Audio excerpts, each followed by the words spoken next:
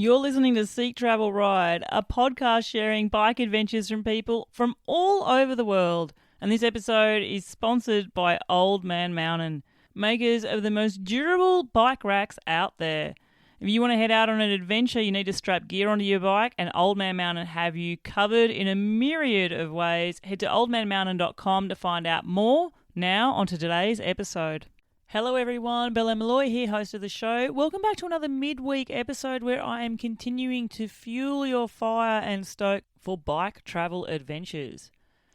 Now, I have just come off an incredible week last week. I was in Melbourne where I hosted 2 live shows with 3 previous podcast guests. Those guests were Emily Hulbert, Fergal Guihen and David McCourt. And across 2 nights in completely sold out venues, we got to share the stoke and experiences from their incredible adventures.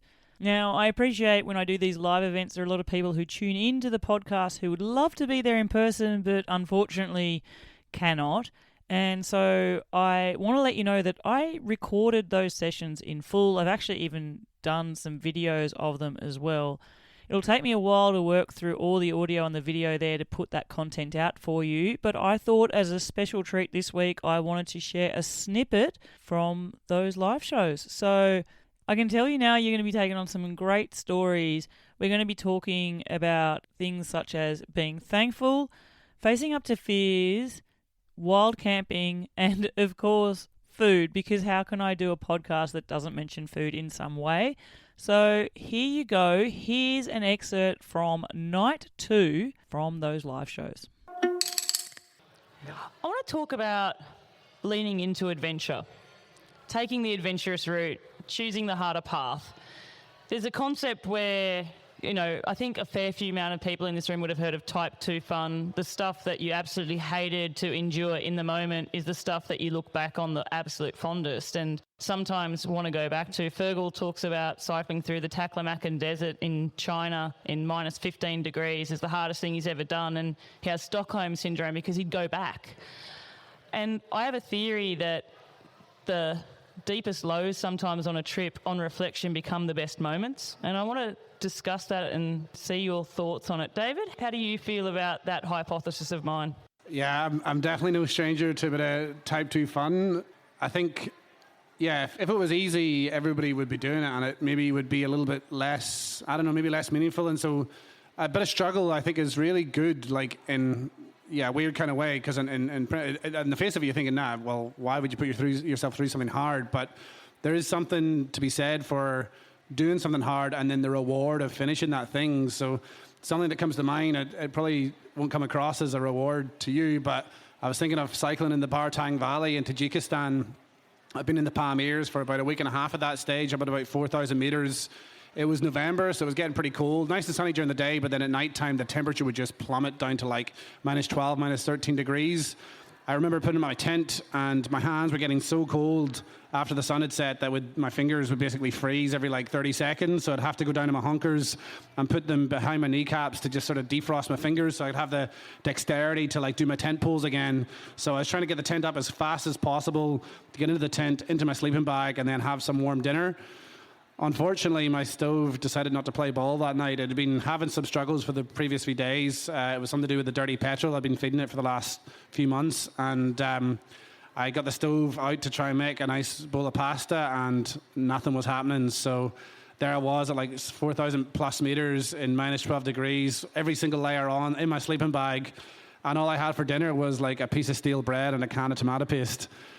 And so miserable. It wasn't even passata. It's not exactly a 3-course meal, but I was actually so grateful for that in the moment, just to be warm and out of that cold and just having something with flavour. At least it wasn't just the bread. I had the tomato paste to really bring it home, It's sort of like a dry rusk. Was it that stale? Was it crunchy? The bread was stale when I bought it, because I don't know if you guys haven't been to Central Asia yet, but the bread's very popular there, but it goes off. It becomes like a rock, basically. So you need a bit of moisture to try and soften it up before you try and eat it. So nuts. Fergal, you come across as someone who leans into adventure. Actually, with that thought of the hardest moments being the ones you're most fondest of, I know we've talked about China and the desert, but I actually want to talk about What about the moments that are maybe the hardest that tested you mentally? And are they ones that you're really proud and fond of as well? Well, I would have tested myself, my physical limits multiple times on this journey, but the hardest thing I did was before I left on this journey, and it was actually leaving, like getting everything in place, but also the fears you would have had. You didn't know what was ahead of you, but also, like, I have a big family. I have 4 siblings, and my parents, who, when I told them about this journey, they really didn't know what to think, because I never camped, I never cycled before, so they really weren't really on board with it to begin with. So they kind of just plumazed me along. They were like, okay, grand, but then as got the charities on board, and then a guy came to the house to record a promo video. I could barely even cycle a bike because I was recovering with my knee. And my dad, I remember we were in the backyard and, recording me in the tent. And my dad was just breaking down in tears. He'd be a very emotional man. And he was just like, how can you sleep in that tent for the next year of your life? And I said to him, I don't have an answer. I don't know. But I said I'd rather try and fail than to not try at all. And eventually, my parents, anytime I did say it to them, they would be negative towards it because they obviously didn't want me to do it for their own sake. But there was one stage, I think it was this time 2 years ago, I would often go down to the nearby lake and I go for a dip there.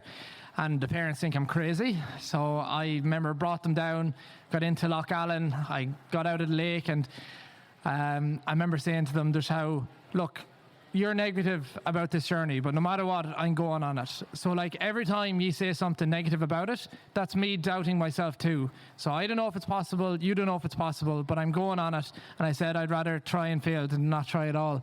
And from that moment on, they just kind of held back their fears or in expressing their fears to me. And I remember at the gable of the house before taking off on the bicycle, my dad couldn't even be out in the road. He was, very emotional about it. But now that I'm out the far side, and I met them in Perth there, I seen the far side of it where I met them in Perth before cycling across Australia to here, and I just came to terms with the level of anxiety and fear and stress I put them under. And it really, I guess it was a lot for me to come to terms with, because I had to ignore that for the last 2 years of my life. But coming face to face with my parents who have been feeling that fear just as much as I have been in a different way was really difficult. But to them, I guess they're really proud of what I've done too. Just like David's parents here, I'm sure, are very proud to the journey he did. And I wouldn't be sitting here. I mightn't even have done my journey if David didn't start his. So it's amazing the people you meet along the way. And I think there's a lot to gain from leaning into discomfort and doing the hard thing.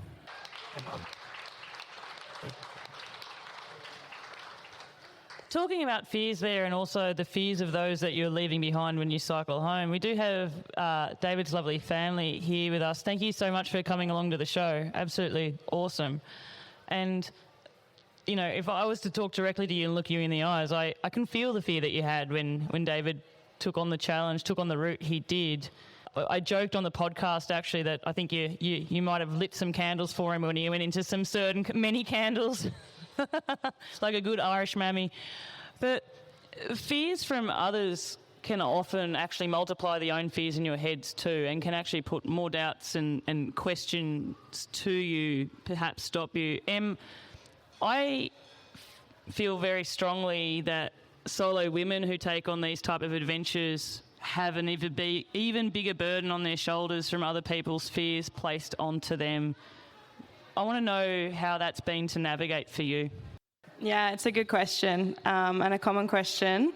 Travelling as a solo female bike packer definitely is a completely different realm to the boys. Not to say they don't have similar situations occur and challenges. However, it's the reality is that it can become a little bit more difficult, and I have stories to sort of just to demonstrate the challenges that come with it, and it is unfortunate, and it definitely puts a few question marks on my route to come as I head towards Europe.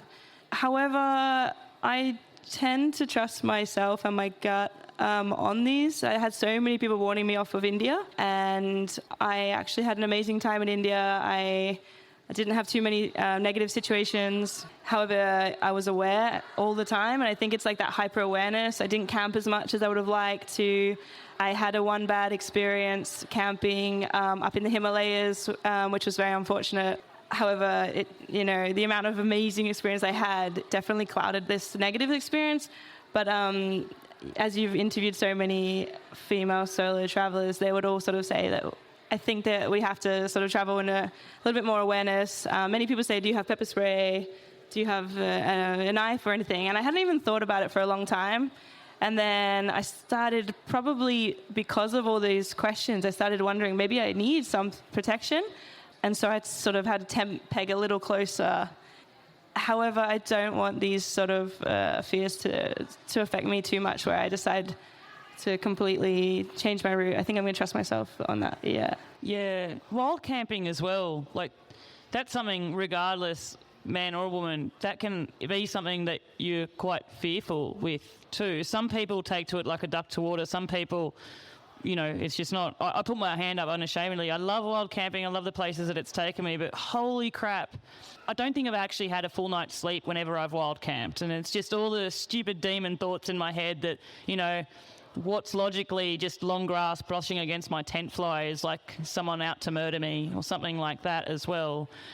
I want to know, do each of you feel at ease with wild camping now? Yeah, before I left, I guess I never camped, but I love camping now. Like, it's one thing, my tent was broken for a long period of Southeast Asia, and I'm a very ignorant man, and that's the term I put on it. Were you ignorant or tight? Were you just determined to fix it, or were you just like, oh, no? Ignorant. So I actually had a broken tent for a long time, but I still just love the stories and the people you meet when you camp. So that was that. I was still camping outside in 100% humidity in Thailand and Malaysia. But I remember when I left China, I was 4 months in China after bracing the minus 22 degrees temperatures. I was cycling with someone every day since my incident in Iran when I was drugged and attacked. So I made it to Vietnam, the north of Vietnam, and it was my first time back by myself. And I just couldn't wait to wild camp again. And I was going towards the Ha Giang Loop, and I put up my tent beside these rice fields. And I was on the phone to my dad as I was like just cooking dinner or about to cook dinner. And next thing, this small little Vietnamese man comes out of nowhere. And it's like just night time, I'm beside.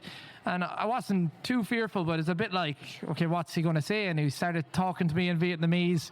And he just keeps telling me, come with him. And I ended up just trusting my gut and just being like, okay, I'll follow him.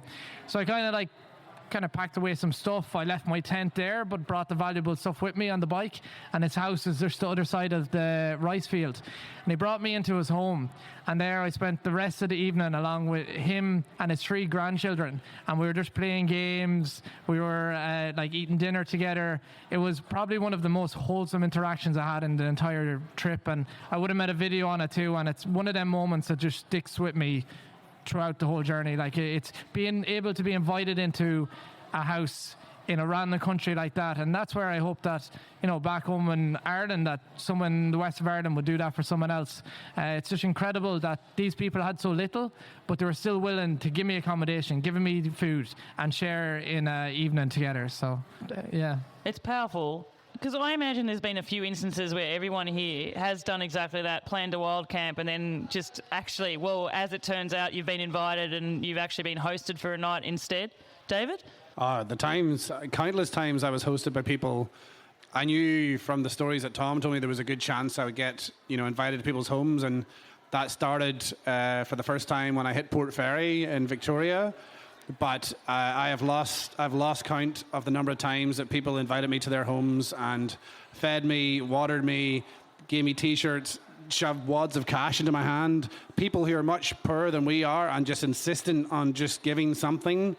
no matter how much you resist. Can I just ask quickly? It would have been serendipitous if a photo of your bike was on there, but something I observed, David, was your bike had a hell of a lot of, excuse the French, shit hanging off the front of the handlebars, like draped over it. Was that stuff people gave you? Yes, and it was just my system that I had going.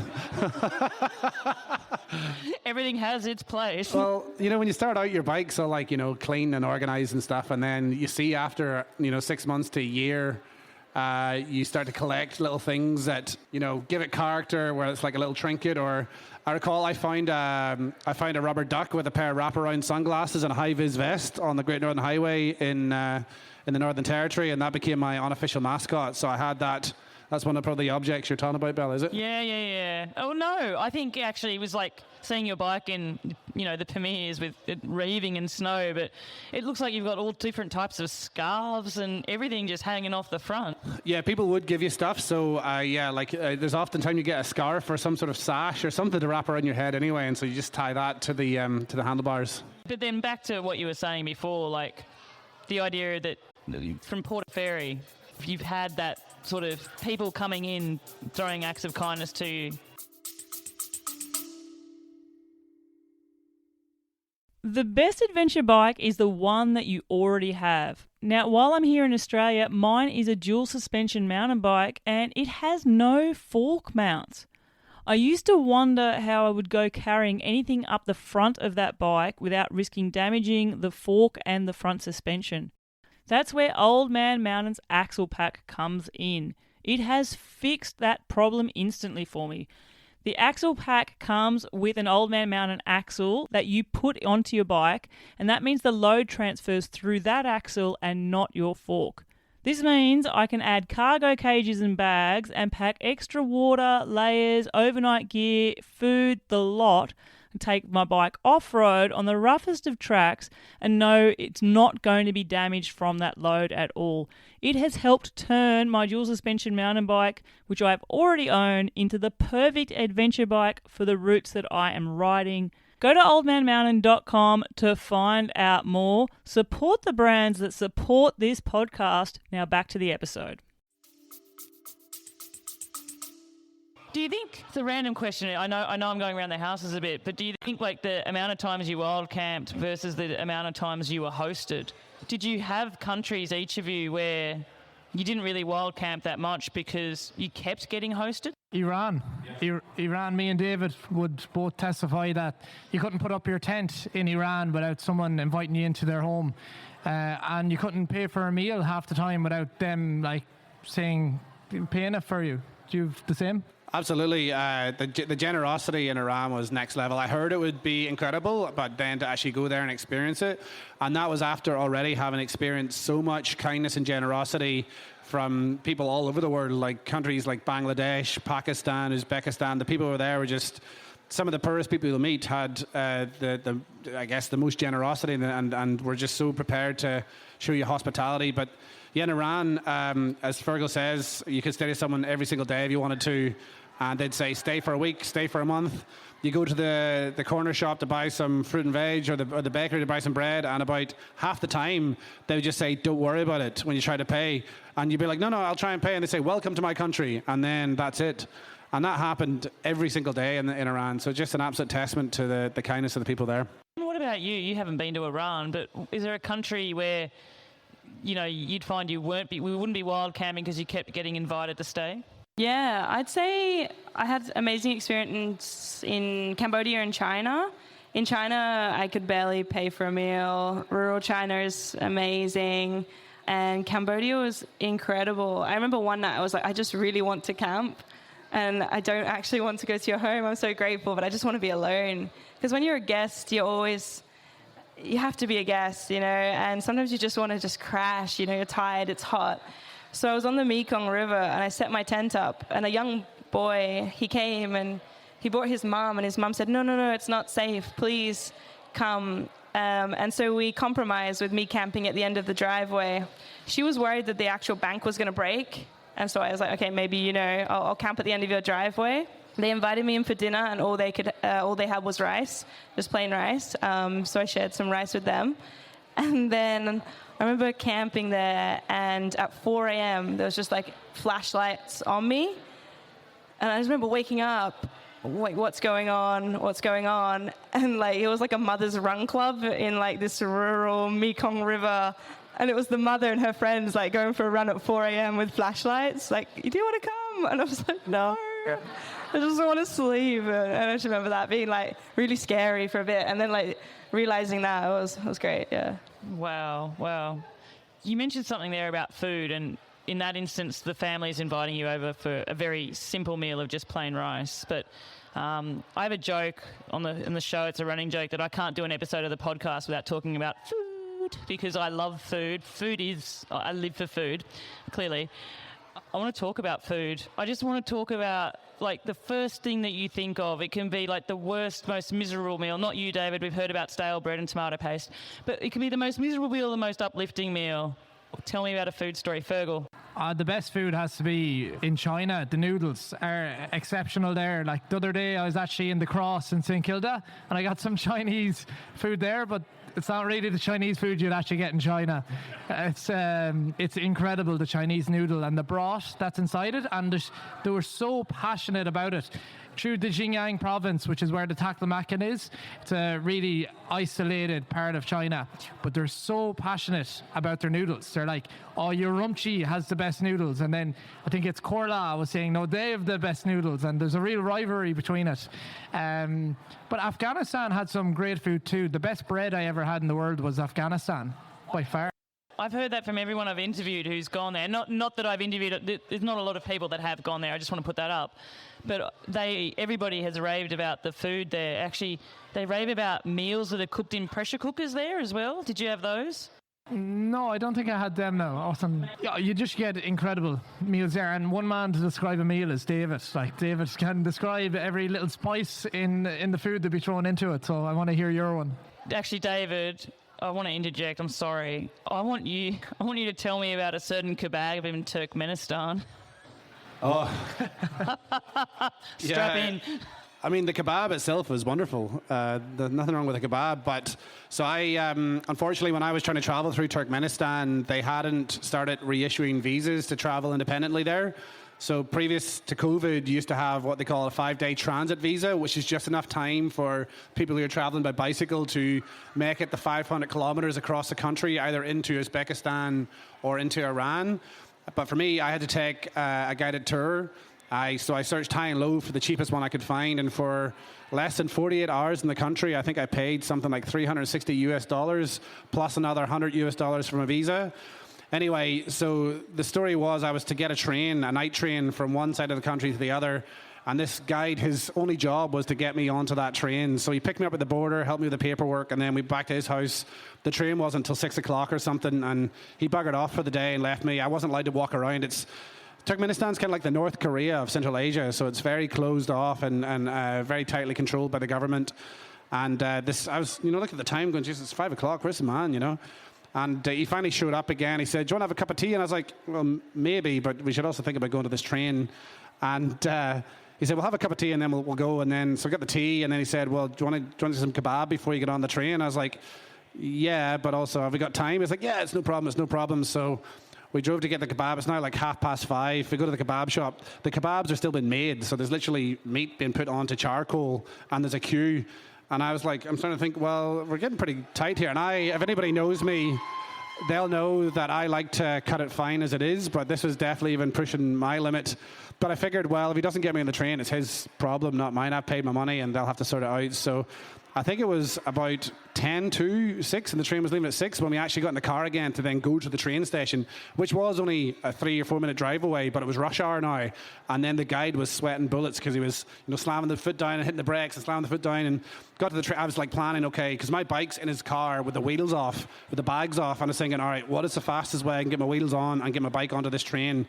The train, as it turns out, was about 2 kilometres long, and I had to put my bicycle at one end of the train, and then I had to get on a carriage that was the other end of the train. So I pedalled down to the carriage section, hoisted my bike on, got that going, and then I was walking back to my section of the train, and then I noticed the train had started moving in the opposite direction. So now I'm like, shit.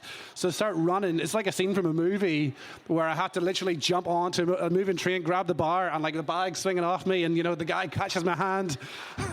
all for just a delicious kebab in Turkmenistan. That was wonderful.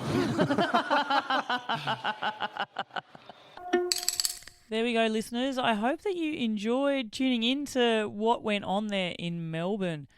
It was absolutely incredible for me, can I just say, those live shows, full stop. Also, I can't understate how amazing it is as a host to actually meet guests in person and spend time properly with them. There were even some previous guests who came along to the events as well, and also meeting fans of the podcast too.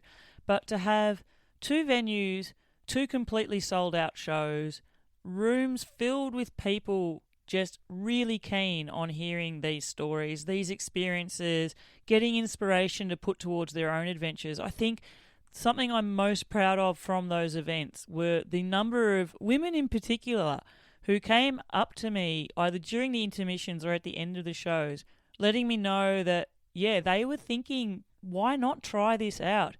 In fact, during our first show, which was held at the Antique Bar, the awesome bartender who was behind the bar in the session, Anya, and she wasn't there as someone who'd paid a ticket to go. She was just at work, but obviously she got to hear what went on.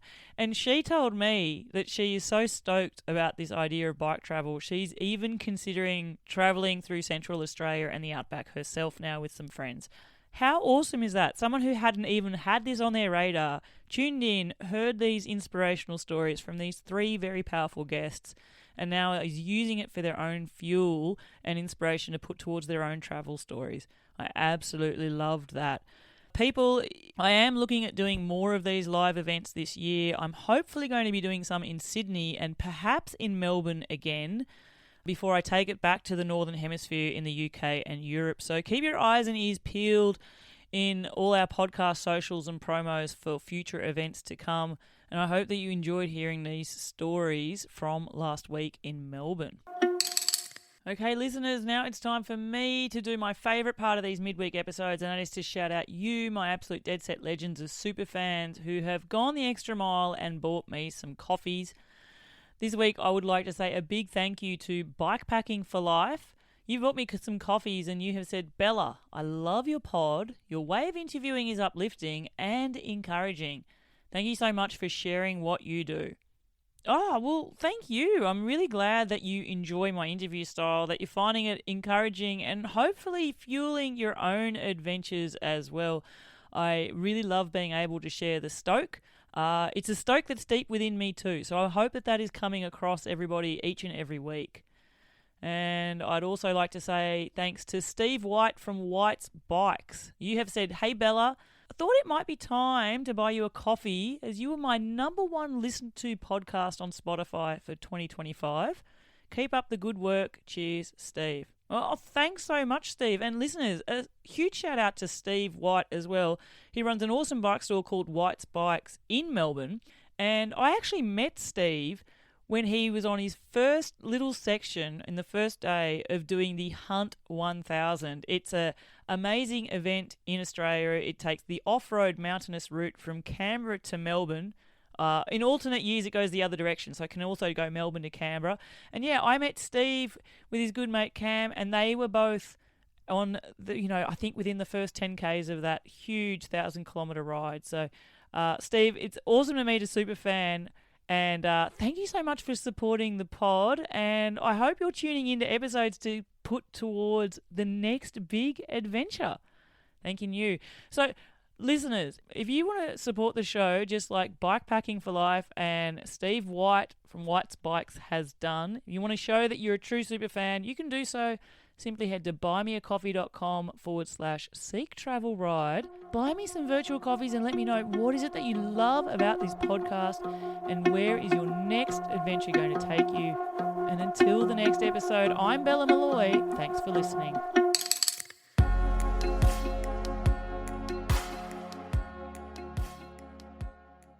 Listeners, that's the end of the episode. Don't forget to check out our sponsors, Old Man Mountain. They have a bike rack solution for every type of bike. Personally, their axle pack mount have helped turn my dual suspension mountain bike into the perfect adventure machine.